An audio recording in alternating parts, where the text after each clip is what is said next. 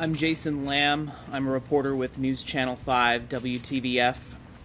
A lot of what has already been said goes along with my notes.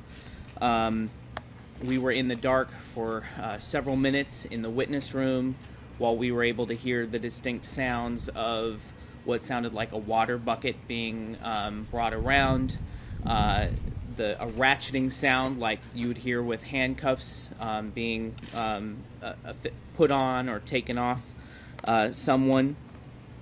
The blinds raised, and you could see Mr. Zagorski there looking out at us, at the folks in the witness room directly ahead of him.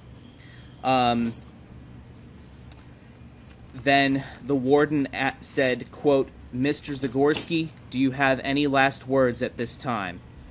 And that's when Mr. Zagorski said, "Let's rock."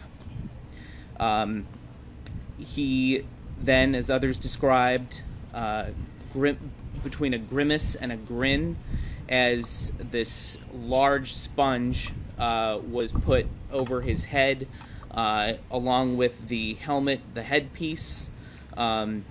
This was a large sponge covering probably larger than the size of his entire head, that went over his own head and underneath the headpiece.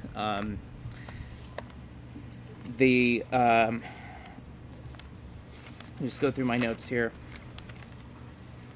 He was wearing white TDOC trousers with a dark stripe down the side that said Tennessee Department of Correction, and a yellow shirt. And he did seem to wave his hand or raise his left hand up as this whole process was continuing, including after the cloth, the shroud, was put over his face. It was a extremely large, square, black cloth that was sort of pinned to the headpiece to mask his entire face down past his chin.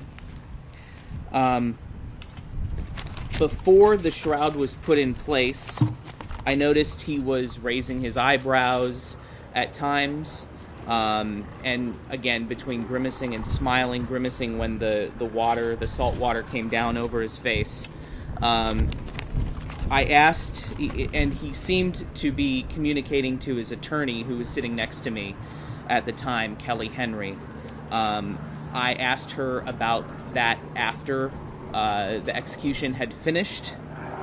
As he was putting his eyebrows up, the attorney sitting to my right was nodding, smiling, and tapping her heart.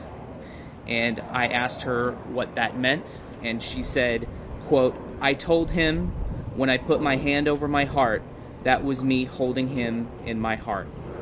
And the execution proceeded after he had the shroud over his face.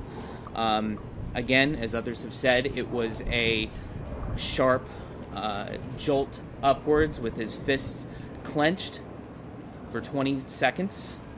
And then as the electricity was shut off, he sort of slumped back down and remained motionless. And then after the pause, it was re-energized, the chair was re-energized, and he lifted back up even higher. And then after it was over, his body just slumped back down again with his pinky finger sort of resting on the edge of the chair handle.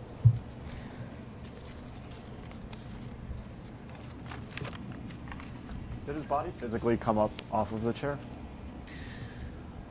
It seemed as if he was just standing up extremely straight, from what I could see. I don't know that his legs or his body actually came up off the chair, but from what I could tell, it looked like every muscle in his body was just extremely tense and clenched. What about the look on his face? Did he, while the electricity was going through him, I mean, did he have any kind of expression or? While the electricity was going through him, he had a shroud over his face, Got it. so we couldn't see. And did he make any kind of sound or noise or? No, other than after the warden asked him what his last words would be, and he said, "Let's rock."